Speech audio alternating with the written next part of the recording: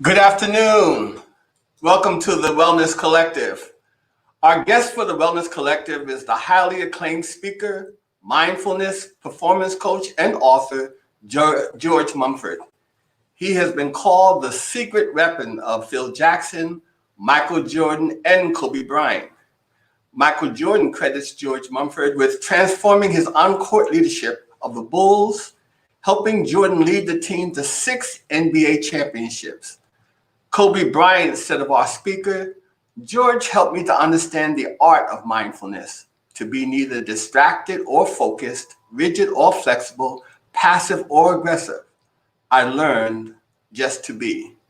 George Mumford's passion is teaching mindfulness to high-profile sports, business, and academic teams alike, from the LA Lakers, Miami Dolphins, Chicago Bulls, and New York Knicks, to senior global executives and systems.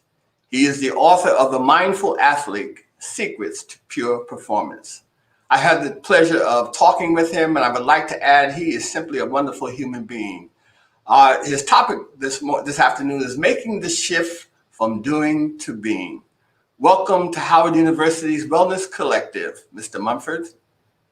Thank you. I'm so happy to be here. And hello to everybody on the call. This is an exciting time in the midst of all of the crises that we're dealing with, whether it's the pandemic or the being at home, I don't know what to call it, staying in place or whatever in most places. And of course, the racial injustice that we've been dealing with throughout this year. So I'd like to start off by, and it's interesting about this idea of being. So just take a minute or two just to have a moment of silence or a moment to just recollect or collect ourselves so we can just focus in on the fact that we're on this call, and so that we can let go of what we've done before we got here and what we have to do when we leave this call. So just tuning into your body as a whole, and if you're sitting, just noticing you're sitting. If you can sit up with your sternum is a little bit straight, and if you're comfortable, you can close your eyes and just tune into the fact that we are sitting and breathing. This is what we do all the time, but just being aware that you breathe in, and if you can keep your mouth closed and breathe through your nose, you can notice you're breathing in, feeling your whole body, the entire body, and as you breathe out, you can feel the body, so that we actually use the body and the breath to rest in the moment, to be here now, to arrive. So this is what we do all the time. This is nothing special. It's just bringing our attention to how we are being. And how do we notice how we are being? By checking in with the body and with the breath, and just allowing any thoughts or images or sounds to just be there. And just by thinking about the body, thinking about the breath, you're there. And if it's helpful to place one palm on your sternum or your chest, so that you can actually feel the palm, you can feel the breath as you expand and contract, breathing in, breathing out. So we're just resting in the breath, resting in the body. So you might say we're just stopping or slowing down. And by slowing down, we have the recognition that we can rest just in the palm, in the breath, in this moment. We don't have to make anything happen. We don't have to push anything away or pull anything towards us. It's just a matter of being still and knowing that we are sitting and breathing. The breath is an amazing thing. It's life itself. The Bible begins with the breath, with the, in terms of us being animated, the breath coming through our nostrils. So you might say that as we're sitting and breathing, we are actually inspiring or inspiration on each in-breath. Because we're doing this together, we're conspiring, not in the negative sense, but in the sense of breathing life into the moment. We start to recognize that this is the only time we have, right here, right now. And if we can be with the breath, be with the body, and just knowing we're sitting and breathing, that's it. No more, no less. Just sitting, breathing in, feeling the whole body. Sitting, breathing out, feeling the whole body.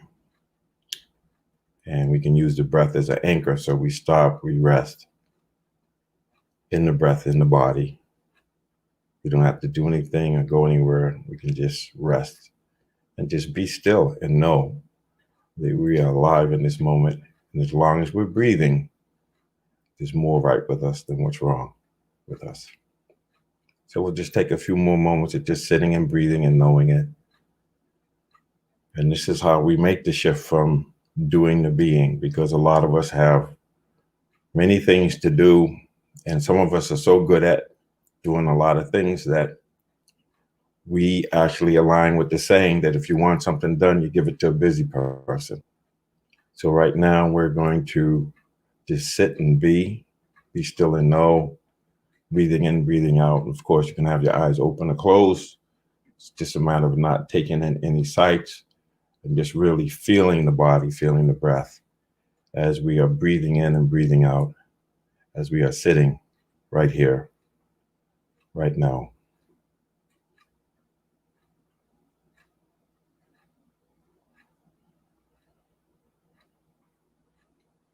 And so we'll breathe in, feeling the body, feeling if you have your palm on your sternum, feeling the sternum in the palm. And as you breathe out, just letting go of the sternum, letting go of the palm, letting go of the breath, and just opening your eyes.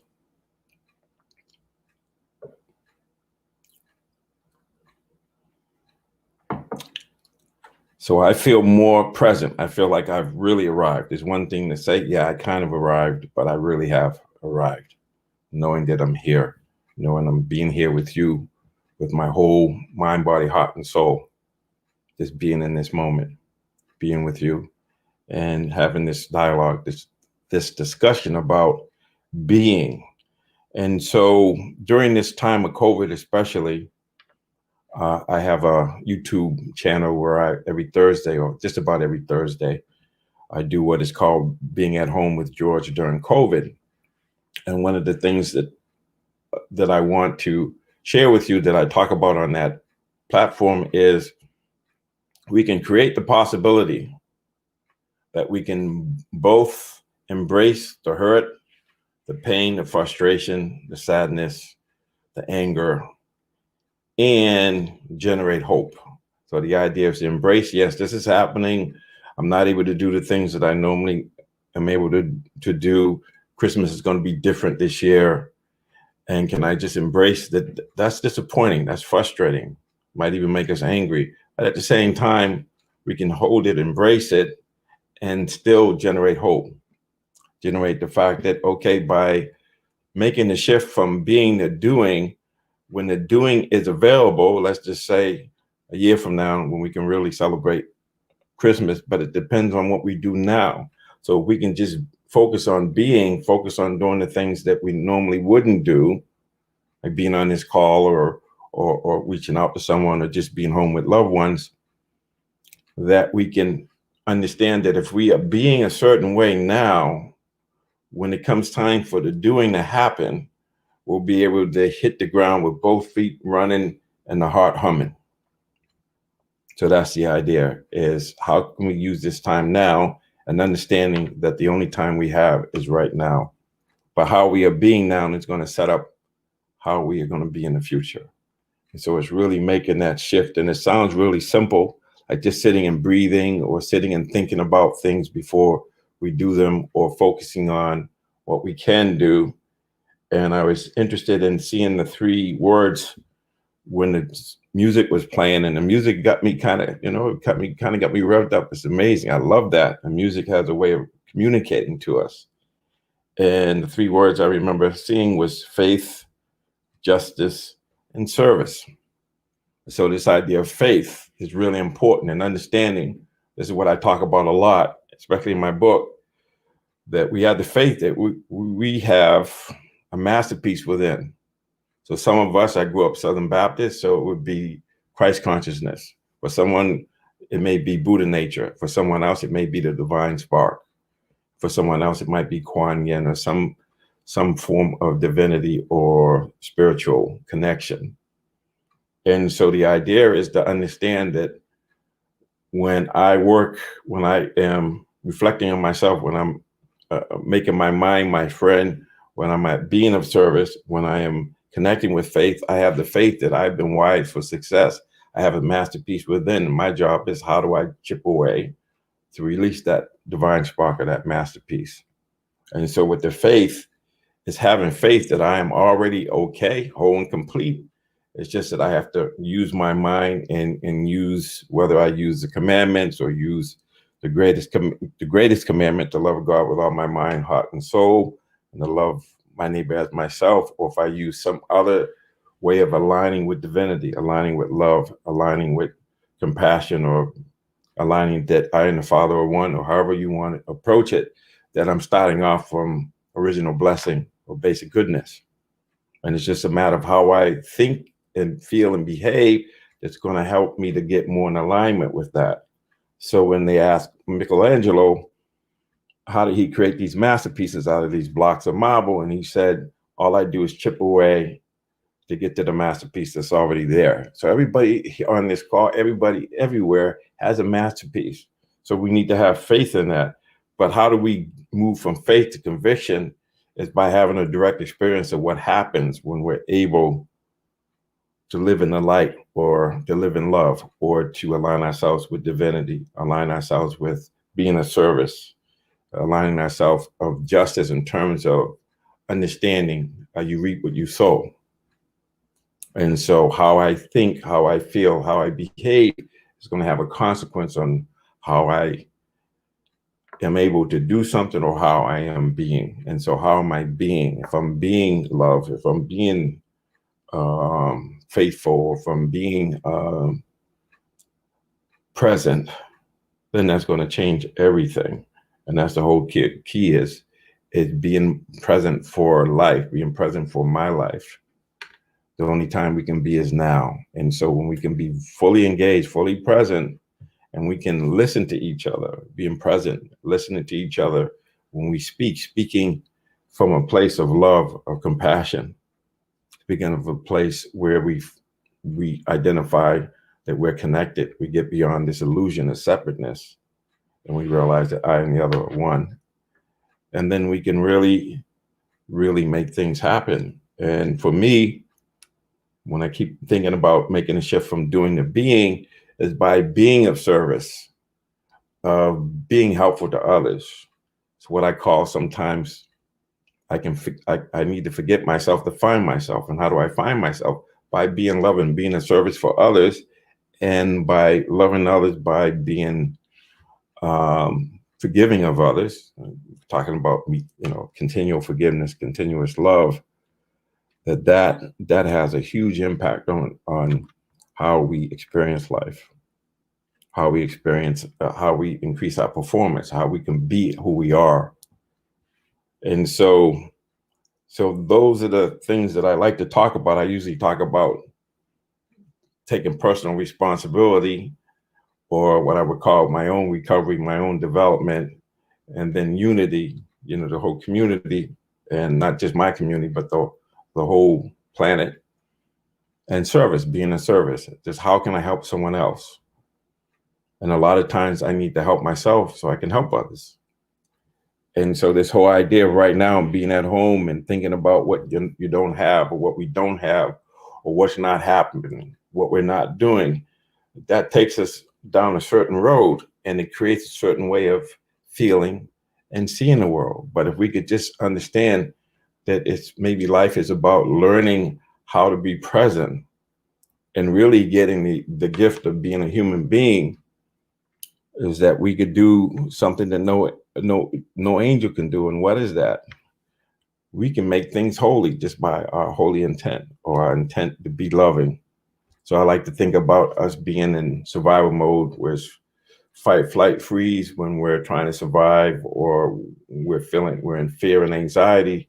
And then there's the growth mode, where there's the rest and digest, or the love, where we see abundance and we understand that, okay, I have the capacity, I have this masterpiece, this Christ consciousness that allows me to connect to others, allows me to get beyond the illusion of separateness, so that I can feel more connected. And so just thinking about how I need to be so that I could do what I need to do when I hit the ground, both feet running and the heart humming. And so if you're a student, obviously you want to study and you want to do what you need to do. and study and do all the things you can do now. And so when you get back to the classroom, or you get back to your job, or when you matriculate, that when you get back there, you're going to be hitting the ground, both feet running and the heart humming, so that you're actually using this time to be more yourself and to be more effective, but mainly to be more present and to be more loving. So I don't know if I want to say more than that. I'd like to open it up for questions, but it's just this idea of creating the possibility of being able to embrace whatever comes up, and embracing it, saying, yes, this is what's happening. I don't like it, but it's what's happening. And how can I serve? How can I make it better? How can I make it different? How can I make it holy, if you will? So if we can open up for questions, that would be great.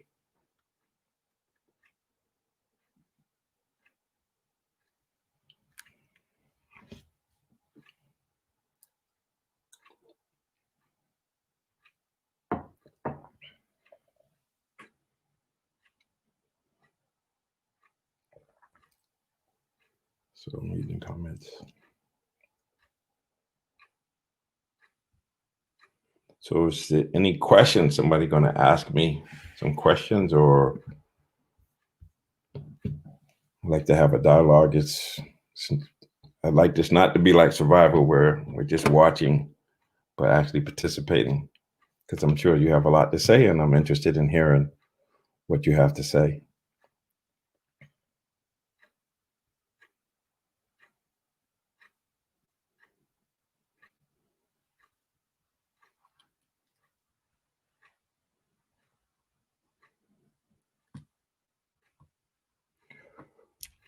Okay.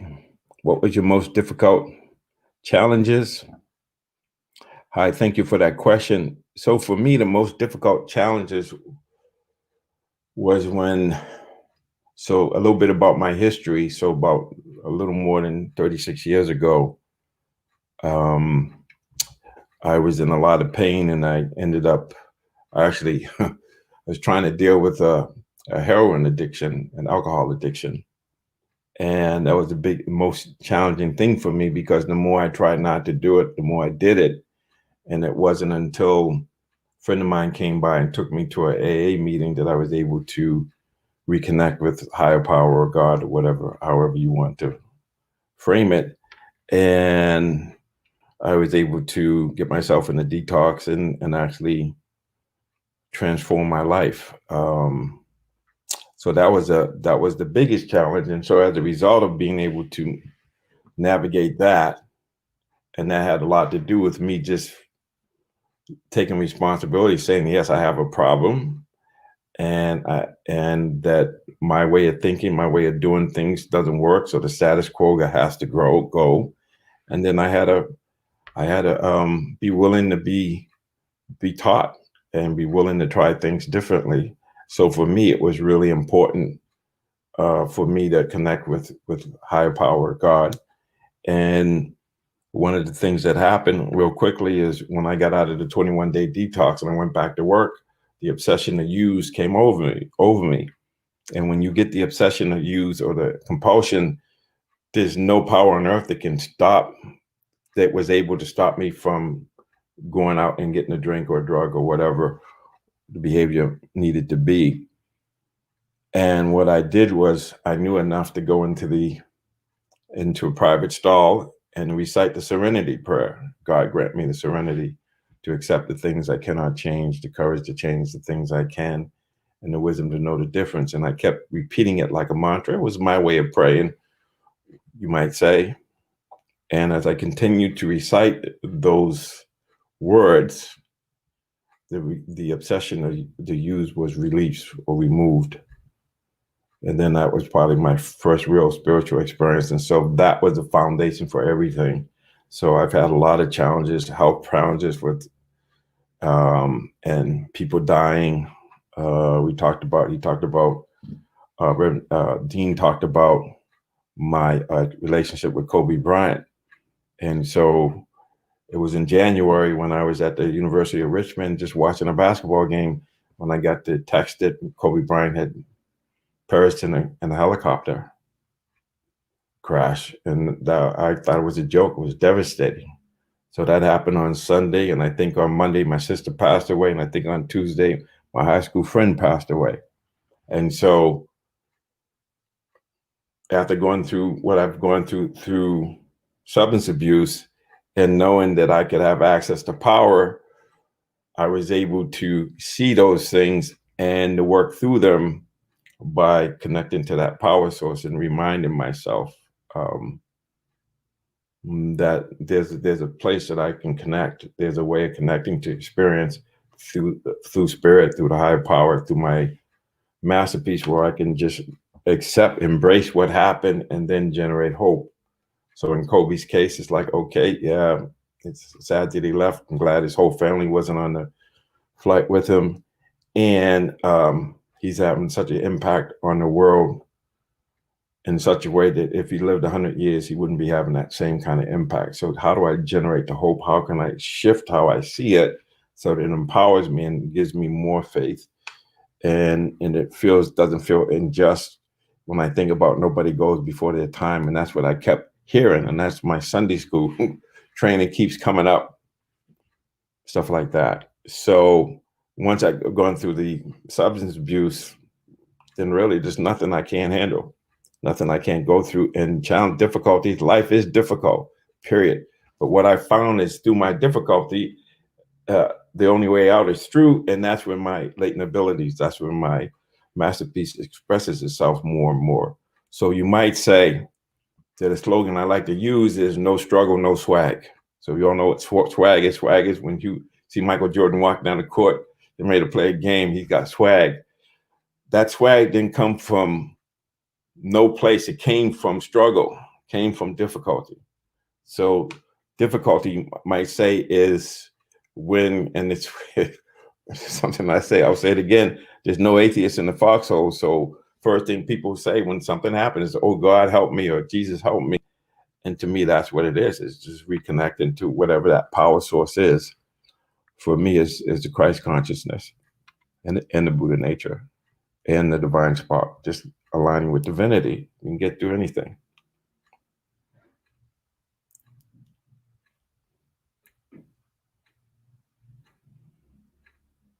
How did I come to this profound understanding? Well, it's interesting because I remember watching Michael Jordan play. This is before I worked with him. And I realized that Michael Jordan, or MJ, the more chaotic things got, the calmer he got. And I said, well, that dude just like the eye of a hurricane. And the eye of the hurricane is, as you might recall, or cyclone, is there's blue sky and there's quiet stillness. Now add love. And even though there's a whirlwind and there's all of this turmoil going on, in the middle of that turmoil is a quiet place. We have that as well. Joseph Campbell talks about when an athlete is performing at his capacity or her capacity, she's coming from this quiet place within. And so when we be still, we can know, we can hear that quiet space. So for me, it made sense that that's a good metaphor. And when we are reacting, there's no space between stimulus and response. And what I learned through this practice, especially I talk about my book, The Superpowers, or The Power Plant, you can create space between stimulus and response. In that space, we get the freedom and power to choose. So if we stay in the eye of the hurricane and not in the whirlwind, then we'll know what to do. There's something about coming from that silence, that stillness. When we can be still, then there's a wisdom there. There's a knowing when we come out of that quiet place. So that's how I came up with that. How can we arrive in the best way? That's a great question. How can we arrive in the best way? First of all, is to prepare. It's like anything else. Prepare that you know you're arriving, especially if you're arriving into an environment. For some of us, that might be being home for the holidays and having to deal, well, maybe not this year, or going someplace where it doesn't matter where we're going. We really want to be fully engaged there. So we may need to have some prayer, meditation, or some thinking about it. Because my definition of meditation is similar to Dr. Dre's. Dr. Dre says, I have my mind on money, money on my mind. So whatever our mind is on, that's what we're creating. And so when I'm going to show up someplace, if I'm real clear about, okay, I'm going there to serve, or I'm going there, and this is the intention, this is what I want to accomplish, then we have to reflect on that. So we got to be thinking and feeling in alignment with how we want that to be. So the best way to arrive is to think about what we're doing before, and to have at least have a game plan, or have a strategy on how we want things to turn out. But once again, how do we need to be so that we can do what we want to do? So you want to be able to be there and be present and to see things as they are. So you want to have mirror mind or mindfulness, where you're just noticing what's there. And if you can create that space between stimulus and response, then you can choose an alignment with your goal, with your core values, or whatever. But the best way to arrive is to practice. And then when you get there, even if you've been driving your car at 60 miles an hour, when you get there, you can just pause and be in your body and breathe in, breathe out, and just say, so I have arrived, and letting go of what happened, letting go of what might happen, and just being in the moment, be fully engaged, mind, body, heart, and soul in what you're doing.